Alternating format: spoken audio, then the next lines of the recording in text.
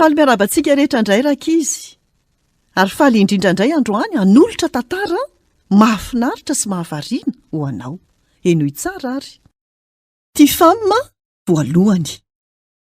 Tsy maharo ny ody fiaro. Niposaka ny masoandro tao ambadiky ny tendrombohitra tany Haïti. Niara-nipetraka tamin'ny ray aman-dreny tao anaty tranobongo kely vita amin'ny tanimanga ity fama. Tena nahantra izy ireo ary natahotra mandrakariva ny fanaratsy.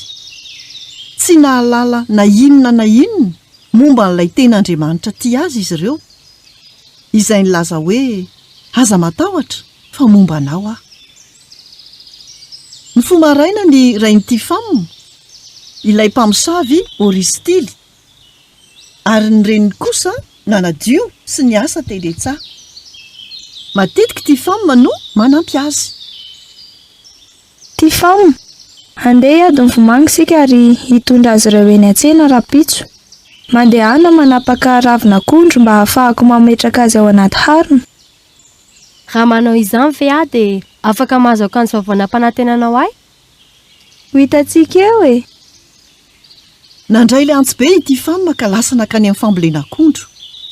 Rehefa izany dia nahita ilay namana izy, nihazakazaka nanantona azy teny Etsa. Ty fama! Marie, rapitso aho dia azo akanjo vaovao izay misy soratra eo amboniny. Soratra? Ianao ary tsy afaka mamaky teny akory? Hianatra mamaky teny ary hividy zavatra hafa. Hividy ody fiaro vaovao avy amin'iraiko ve ianao mba hiarovana ny tenanao?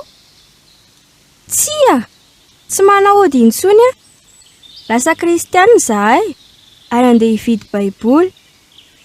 Marie, adala ianao. Tsy tian'ny fanaratsy mihitsy izany.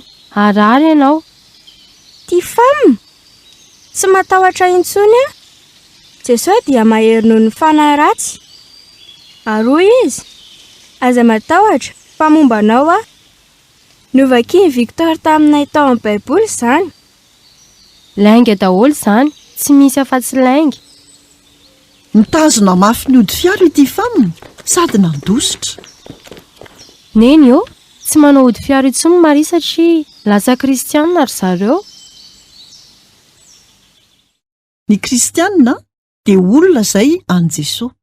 Ary noho izany antony izany dia tsy misy ifandraisana izy ireo intsony amin'ny ody fiaro, ny vintana, ny toninandro na ny finonom-poana. Andriamanitra dia niteny tao amin'ny teniny fa tena ratsy ireny zavatra ireny ary izy no nandrara ireny. Ny antehitra amin'ireny karazany zavatra ireny ve ianao sa hisafidy ny hatoky an Jesosy? Izy irery ihany no afaka miaro sy manampy anao. Izao indrindra no ambarany aminao, aza matahotra fa momba anao aho.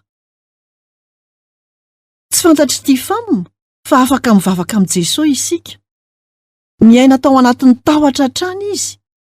Rehefa fantatry Oristily, ilay mpamosavy fa lasa kristiana i Marie sy ny ray aman-dreniny, dia niamaloka ny tarehany ary avy eo amin'ny manaraka dia ho hitanao ny toy nyity tantara marina ity. Izay indray no anjara hafatra ho antsika tamin'ity anio ity, tahiny tompo daholo, nanolotra ny tantara zoky mi.